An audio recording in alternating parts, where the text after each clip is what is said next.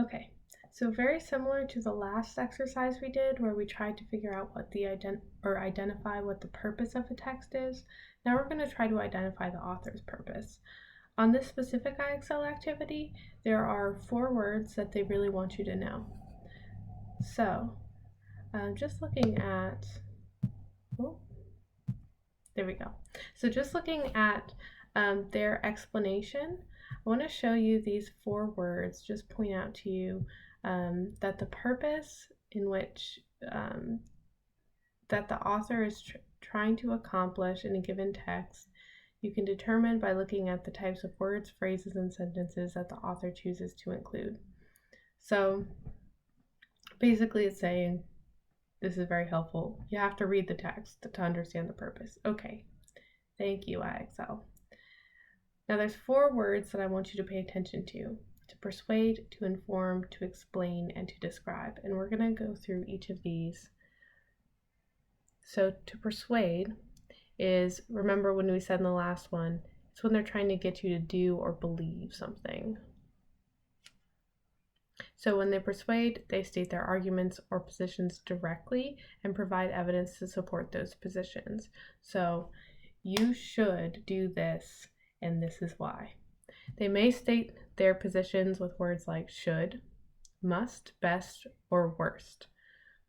The worst thing you can do is to, I don't know, not recycle. Maybe that's what they're trying to persuade you to do.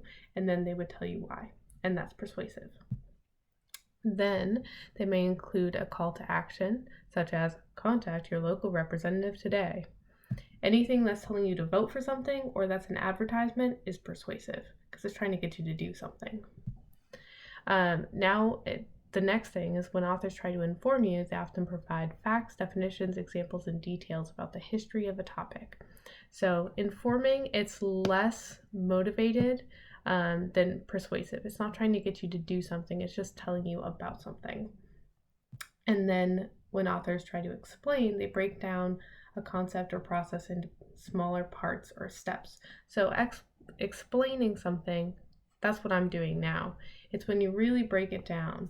And so it goes kind of further than informing, which just kind of gives you the information. Explaining is really about breaking down one piece of information into smaller pieces of information to make it easier to understand.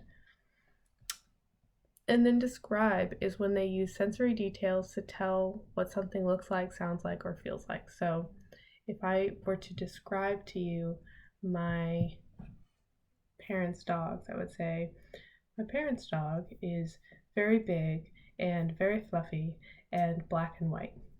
That's a description.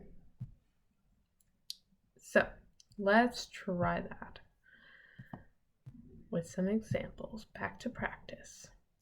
This says, Newburgh High School's annual arts festival will take place June 1st at the Newburgh Performing Arts Center. On display will be paintings, sculpture, collages, and drawings.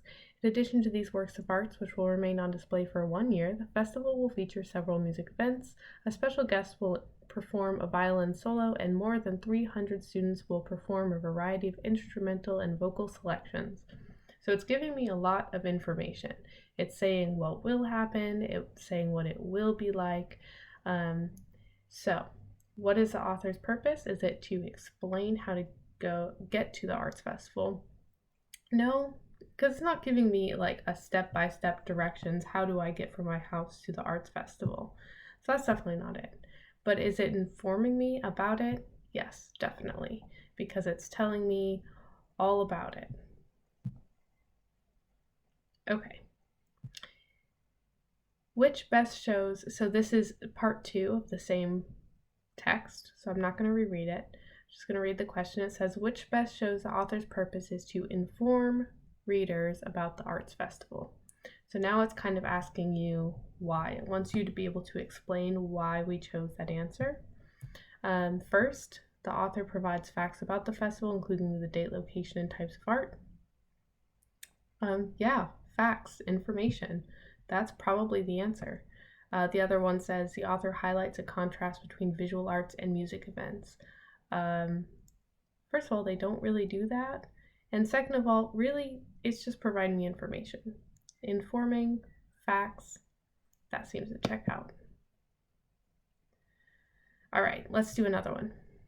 It says, you want to hear something really dumb? The state of Ohio has put into effect a Buy Ohio law, saying that any state agency has to buy things made in Ohio even if they cost more and aren't as good as the same things made someplace else. By implication, the law suggests that ordinary citizens of Ohio, as well as government agencies, ought to buy products made in their own state. The governor of Ohio explained what he thought was the necessity for the law by saying, we have a lot of unemployment. This makes Ohio different. Every state has a lot of unemployment. What is the purpose suggested by the text? So first of all, I'm just noting it sounds kind of sarcastic, like it's a little bit like it's against what it's telling us about. So I'm just going to keep that in mind. To argue that Buy Ohio law is foolish, or to inform readers about the Buy Ohio law? I'm going to say the first one, because even before I read these two options, I was kind of noticing that they have this tone, this kind of negative tone about it. I mean, you can see it from the very beginning when they say, you want to hear something really dumb? That sounds like an argument. And there's kind of some sarcastic language. Like they ask questions, this makes Ohio different?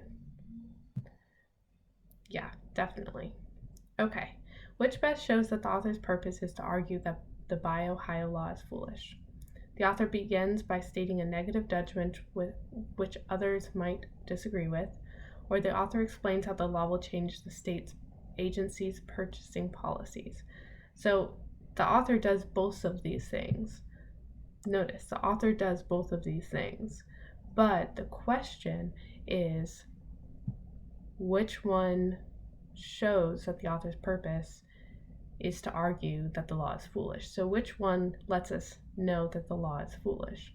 Is it the fact that they explain how the law will change the purchasing policies? That's really more information based. I think it's going to be the first one. The author begins by stating negative judgment, which others might disagree with. It's that line, you want to hear something really dumb? Awesome. All right, I'm going to leave it at that. And now it's your turn. Identify the author's purpose in a text. Remember, it might be to persuade, to inform, to describe, to explain, or in that last example, it might even be to argue. Another way to say to persuade. So, good luck.